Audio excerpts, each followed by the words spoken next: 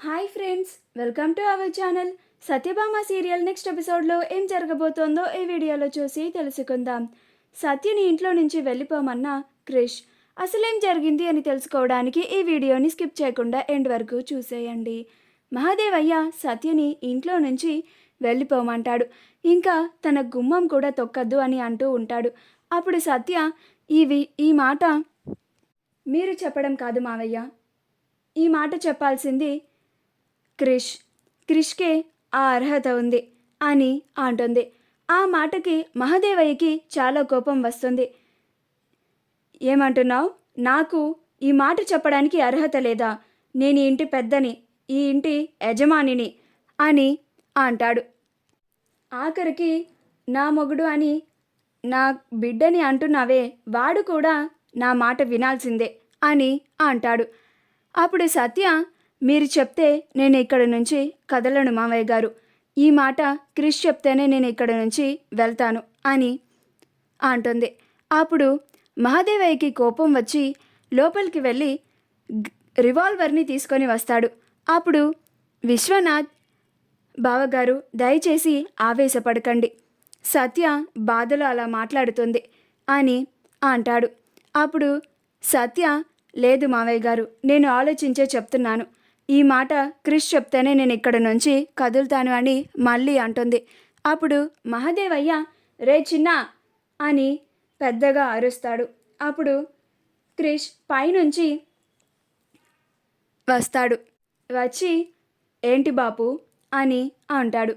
అప్పుడు మహాదేవయ్య, నీ పెండ్లాంని ఈ ఇంట్లోకి రాకు అని అనడానికి నాకు అర్హత లేదంట, నువ్వు చెప్తేనే ఇక్కడి నుంచి వెళ్ళిపోతుందంట, నువ్వు చెప్పురా అని అంటాడు.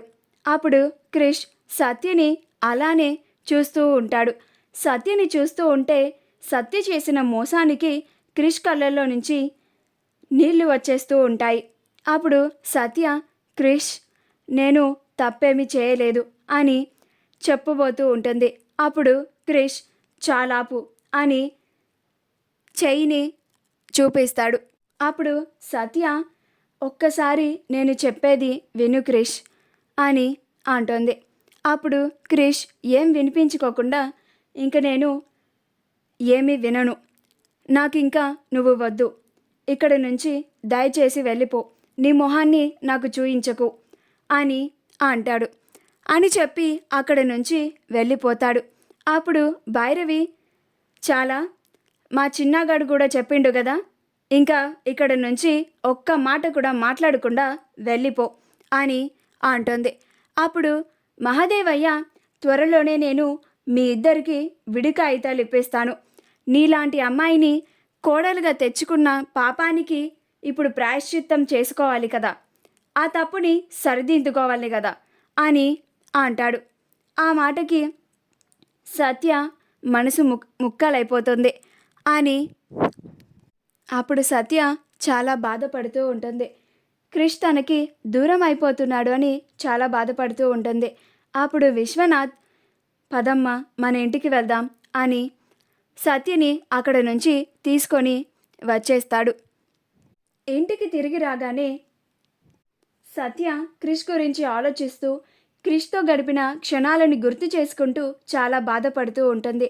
క్రిష్ నా పైన ఎంతో ప్రేమగా ఉండేవాడు, కానీ నేను మాత్రం తనకి ప్రేమని ఇవ్వకుండా బాధని మిగిల్చాను అని బాధపడుతూ ఉంటుంది. మా వీడియో కనుక మీకు నచ్చినట్లయితే లైక్ చేయండి, షేర్ చేయండి, మా ఛానల్ని సబ్స్క్రైబ్ చేసుకోండి, పక్కనే ఉన్న బెల్ ఐకాన్ని క్లిక్ చేయడం మాత్రం మర్చిపోకండి.